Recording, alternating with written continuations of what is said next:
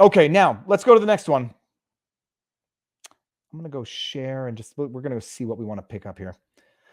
But I love this. I don't have to take notes for these things because my Twitter feed is my running diary of notes of that which has outraged me, inspired me, and the news of the world in which we live.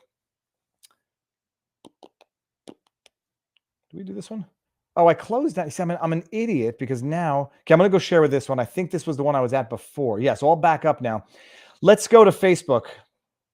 Let's go to Facebook. Like I was going to say, Facebook, it was not, their expression was never do no evil. But I was inclined to say that Zuckerberg is not evil. And I don't use that word often to describe humans. And I'm not going to use it now. I'm just going to say I think Zuckerberg is adding some weight to the argument that he's actually evil. I know the origins of Facebook, and I would say that was evil origins in the first place. But look, call me too forgiving on young people, teenage people, university people. Most of them are idiots until their brains develop and they realize the folly of their idiocy. I was an idiot up until the age of 16, an absolute bona fide idiot. Then I was a pretty big idiot up until the age of 16 to say 22. And then I stopped being that much of an idiot. And then maybe I was just, stupid. Let's go here. Reuters, Facebook owner Meta is also, sorry. Did I skip this? Oh, because they had the first day. Yeah. Exclusive, Facebook and Instagram to temporarily allow calls to violence against Russians. Now, I don't believe Reuters. I'm not going to rely on that headline. I don't trust Reuters whatsoever. But let's just go see what they said, because I may not trust Reuters, but I'm going to trust the quote until such time as I find out that they've inaccurately quoted someone who they purported to accurately quote. As a result of the Russian invasion of Ukraine, we have temporarily made allowances for forms of political expression that would normally violate our rules, like violent speech, such as, quote, I'm not even going to read it because if I don't read it, I'm pro. We still won't allow credible calls for violence against Russian civilians. Oh, that's nice. That's nice. There was another one where they mentioned that they could call for the death of Putin and the president of Belarus, I believe. Hold on one second.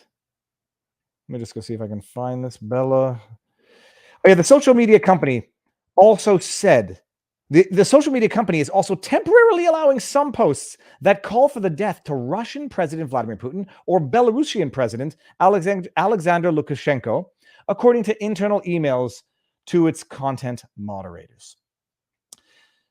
So you can take that story for what it's worth. But I was going to say that, I'd give credit to Facebook, or not credit, the benefit of the doubt that Zuckerberg is not evil. I wouldn't judge him for the reason for which he started Facebook, which was to judge and shame women for their physical appearances. Young people do stupid things. And I saw it in the Amy Winehouse documentary, an expression that stuck with me ever since. Life can teach you a lot of things if you can live long enough. And so you live long enough, you see the folly in your stupidity of youth. But Zuckerberg is no longer a youth, and you grow from and grow out of your folly. You don't grow into it. And when you grow into this, and I'm not calling this folly, when you grow into this, you may have grown into evil. Facebook owner Meta is also temporarily allowing some posts that call for okay, we read this. Or Belarusian President Lukashenko in countries including Russia, Ukraine, and Poland, according to Big Tech is actively fomenting international war. Nothing short of this. And I would say that Big Tech is bordering on, is facilitating, instigating genocide. I would go that one step further in my own spirit, because when they say it's only against the invaders, it's only a matter of time before Russian nationals living in Ukraine are deemed to be the invaders. It's only a matter of time before Russian civilians within Ukraine are deemed to be the invaders. And then this call to violence against them is going to be tolerated, and I won't say promoted, but facilitated by Facebook and Instagram. It's only a matter of time. And we have a big tech company effectively, in my mind, promoting, facilitating war, and I would dare say potentially even a form of genocide against identifiable groups within other boundaries. And then it's only a matter of time before it goes for any Russian civilian, because same rationale always occurs in times of war. Any future citizen is a future soldier. So therefore, every citizen is a potential future soldier. It's the rationale for egregious acts everywhere throughout the world. So any Russian is a potential soldier. Therefore, this will be tolerated.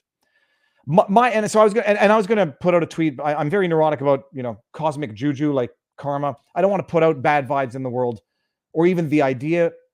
So I had thought about the tweet, and maybe Twitter would deem it to be, or maybe Twitter would misrepresent it to be a call to violence as opposed to a condemnation of the call to violence, like they did with Barnes's tweet.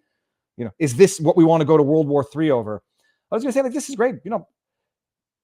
Zuckerberg has basically taken his company, which reaches 2 billion people, and says you can call for the death of President Putin and Lukashenko. All right. Well, can Putin now say, well, this right back at you, Zuckerberg? Is that how the game is going to be played, or is this call to violence, this tolerance of a call to violence, only one-sided? Let that thought sink in right there. Well, is this carte blanche for Putin, who people consider to be a homicidal, out-of-control dictator? Is this carte blanche for him?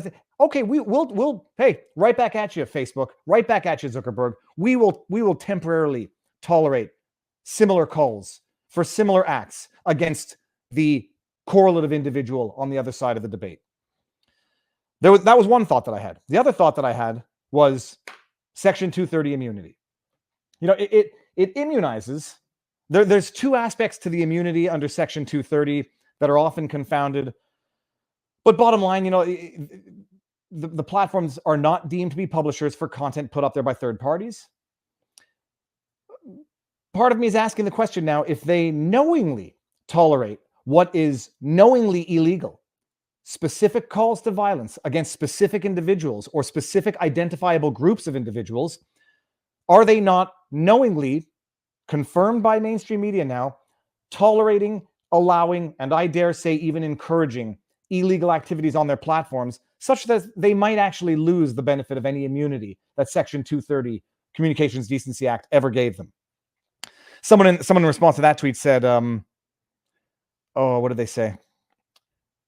There was a discussion. Did Defiant Els posted? Ooh, hey Defiant, how you doing? Let me just go and give you that. Oh, come on, I can't do it because I'm in incog. Oh, now I just screwed everything up.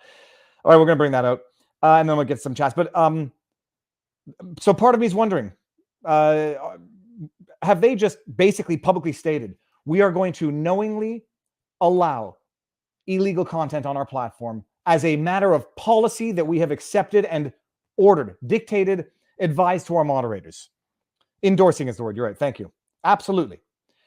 So we'll see. We'll see, because I think they're there. Someone said this is not, under Brandenburg in the United States, this is not specific imminent threats.